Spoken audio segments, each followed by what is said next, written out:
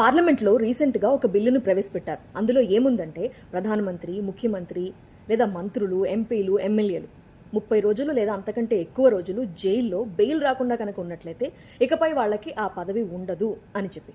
ఇప్పటి వరకు ఉన్నదేంటంటే ఎమ్మెల్యేలు, ఎంపీలు లేదా ప్రజాప్రతినిధులు సీరియస్ క్రిమినల్ కేసెస్లో కన్విక్ట్ అయ్యి 2 సంవత్సరాలు లేదా అంతకంటే ఎక్కువగా జైలు శిక్ష పడితే మాత్రమే వాళ్ళ సభ్యత్వం రద్దవుతోంది.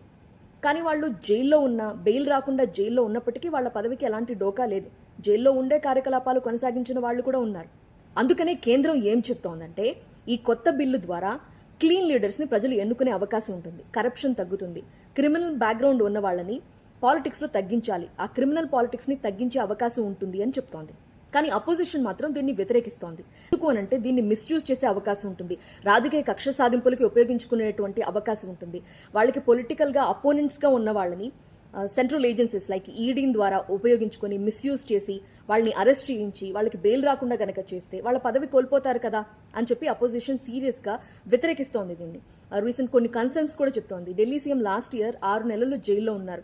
అంతేకాదు తమిళనాడు మినిస్టర్ వి సెంథిల్ బాలాజీ ఆయన జైల్లో ఉన్నారు. జార్ఖండ్కి సంబంధించిన హేమంత్ సోరెన్ కొన్ని కేసెస్ని కూడా వాళ్ళు ప్రొజెక్ట్ చేస్తున్నారు. అయితే ఈ బిల్లులో మరొక విషయం కూడా ఉంది. 30 రోజులు అంతకంటే ఎక్కువ రోజులు బెయిల్ రాకుండా జైల్లో ఉంటే వాళ్ళ పదవి కోల్పోతారు.